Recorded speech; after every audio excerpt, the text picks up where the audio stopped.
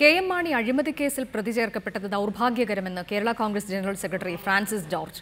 എന്നാൽ മാണി രാജിവെക്കേണ്ട ആവശ്യമില്ലെന്ന് KPCC പ്രസിഡന്റ് VM സുധീരൻ പറഞ്ഞു. മാണിക്കെതിരെ വിജിലൻസ് കേസെടുത്തതിനെതിരെ കേരള കോൺഗ്രസ് നേതാവ് ജോണി നെല്ലൂർ രംഗത്തെത്തി. കേരള കോൺഗ്രസ് അഴിമതി വിരുദ്ധ പ്രസ്ഥാനമാണെന്നിരിക്കെ പാർട്ടി ചെയർമാൻ തന്നെ അഴിമതി കേസിൽ പ്രതി ചേർക്കപ്പെട്ടത് നിർഭാഗ്യകരമെന്ന് Kerala Congress general secretary Francis George പറഞ്ഞു.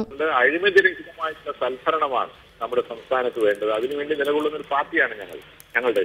അതുകൊണ്ട് ഒരു കാരണവശാലും അഴിമതിയുമായി ഒരു കോംപ്രമൈസും ഞങ്ങൾ ചെയ്തിട്ടില്ല, ഞങ്ങൾ ചെയ്യുകയുമില്ല. ഇതിനിടെ മാണി രാജിവെക്കേണ്ട ആവശ്യമില്ലെന്ന് KPCC പ്രസിഡന്റ് VM സുധീരൻ വ്യക്തമാക്കി. മാണിയെ വേട്ടയാടി UDF-നെ ദുർബലപ്പെടുത്താനുള്ള CPIM ശ്രമം വിലപ്പോവില്ല എന്നും VM സുധീരൻ പറഞ്ഞു.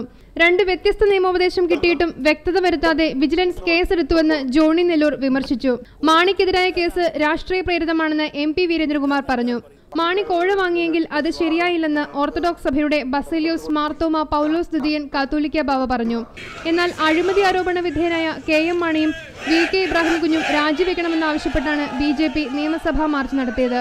മാർച്ച് പോലീസ് തടഞ്ഞു.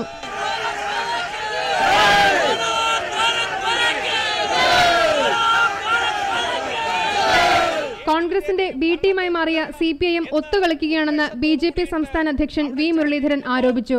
മാണിക്കെതിരെ DYFI കൊച്ചി കണയന്നൂർ താലൂക്ക് ഓഫീസിലേക്ക് മാർച്ച് നടത്തി. News desk